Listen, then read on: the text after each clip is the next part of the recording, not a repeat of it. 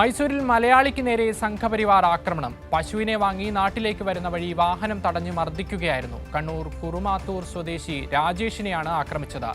ഗോസംരക്ഷണ സേന പ്രവർത്തകർ എന്ന പേരിലായിരുന്നു ആക്രമണം. വിവരങ്ങളുമായി സന്തോഷ് ചേരുകയാണ്. സന്തോഷ്, എന്താണ് ഈ ആക്രമണത്തിലേക്ക് നയിച്ചത്? അക്ഷയ്, പശുക്കടത്ത് ആരോപിച്ചാണ് മലയാളിയായ രാജേഷിനെ, കണ്ണൂർ കുറുമാത്തൂർ സ്വദേശിയായ രാജേഷിനെ മൈസൂരിൽ വെച്ച് ഒരു സംഘം ആക്രമിച്ചത്. ഇവിടെ നിന്നും അവിടെ കർണാടകയിലെ ചിന്താമണി എന്ന സ്ഥലത്ത് നിന്നും പശുവിനെ വാങ്ങി നാട്ടിലേക്ക് വളർത്തുന്നതിനായി പശുവിനെ, ഒരു കർഷകൻ കൂടിയാണ് രാജേഷ്. ഈ പശുവിനെ വാങ്ങി നാട്ടിലേക്ക് വരുന്ന വഴി മൈസൂർ റോഡിൽ വെച്ച് ഒരു സംഘം വാഹനം തടഞ്ഞു നിർത്തുകയായിരുന്നു. വാഹനം തടഞ്ഞു നിർത്തി പശുക്കടത്ത് ആരോപിച്ച് ഈ രാജേഷിനെയും ഡ്രൈവറെയും ഈ സംഘം മർദ്ദിച്ചു. അതിനുശേഷം അവിടെ നിന്നും ഇവരുടെ വാഹനം മറ്റൊരു സ്ഥലത്തേക്ക് കൊണ്ടുപോയി അവർ ഫോൺ വിളിച്ച് കൂടുതൽ ആളുകളെ അവിടേക്ക് എത്തിക്കുകയും സംഘം ചേർന്ന് ഈ രാജേഷിനെയും ഡ്രൈവറെയും മർദ്ദിക്കുകയായിരുന്നു എന്നുള്ളതാണ്. ഉടൻ തന്നെ രാജേഷ് പോലീസ് കൺട്രോൾ റൂമിൽ വിവരം അറിയിച്ചു. അതോടൊപ്പം തന്നെ കേരള പോലീസിലും പരിചയമുള്ള ആളുകളെ പെട്ടെന്ന് വിവരം അറിയിക്കുകയായിരുന്നു. തുടർന്ന് പോലീസ് ഈ സ്ഥലത്തേക്ക് എത്തി.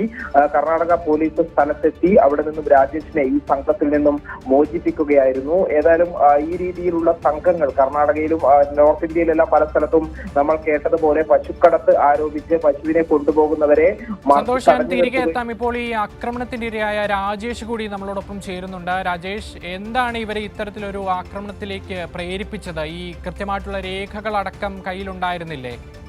രേഖകളെല്ലാം കയ്യിലുണ്ടായിരുന്നു മാഡം. പക്ഷെ ഇതൊരു ഗുണ്ടാ സംസ്കാരത്തിന്റെ ഭാഗമായി വരുന്ന നിലപാടുകളാണ്. അതായത് പശുവിനെ കടത്തുക എന്ന് പറഞ്ഞ ഒരു ക്ഷീരകർഷകന് ജീവിക്കാൻ വേണ്ടിയിട്ടാണ് പശുവിനെ ഉപയോഗിക്കുന്നത്.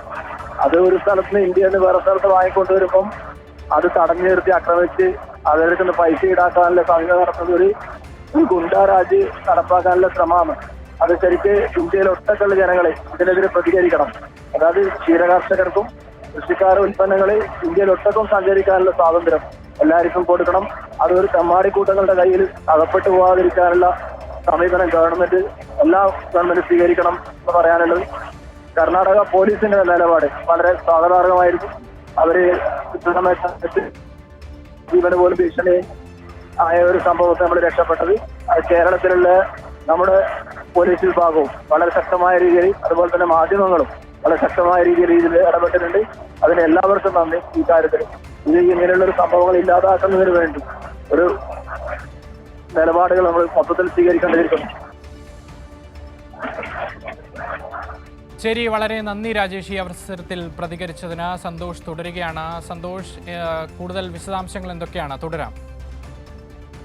അക്ഷയ്, രാജേഷ് പറഞ്ഞതുപോലെ തന്നെ ഈ രാജേഷ് നാട്ടിലെ ഒരു ക്ഷീര കർഷകനാണ്.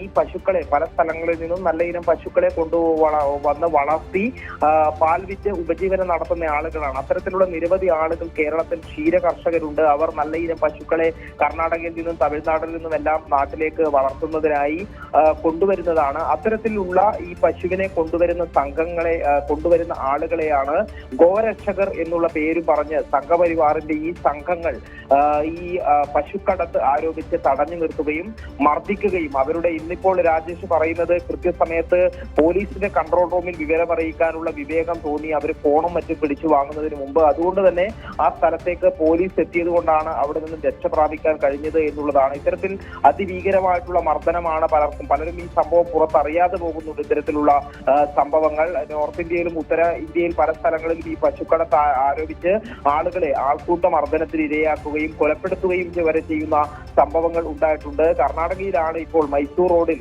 ചിന്താമണിയിൽ നിന്ന് വരുന്ന വഴിയാണ് രാജേഷ് ഇത്തരത്തിൽ ക്രൂരമായി ഈ ഒരു സംഘത്തിന്റെ, അതായത് ഈ ഗോ സംരക്ഷണ സേന എന്ന് സ്വയം അവകാശപ്പെടുന്ന ഈ സംഘത്തിന്റെ ക്രൂരമായ മർദ്ദനത്തിന് ഇരയായത്. അക്ഷയ്, ശരി, മൈസൂരിൽ നിന്നും പശുവിനെ വാങ്ങി കേരളത്തിലേക്ക് വന്നുകൊണ്ടിരുന്ന കർഷകന് നേരെ ഗോ സംരക്ഷണ സേന എന്ന് അവകാശപ്പെടുന്നവരുടെ ക്രൂരമായ മർദ്ദനമുണ്ടായിരിക്കുന്നു. സന്തോഷാണ് വിവരങ്ങൾ നൽകിയത്.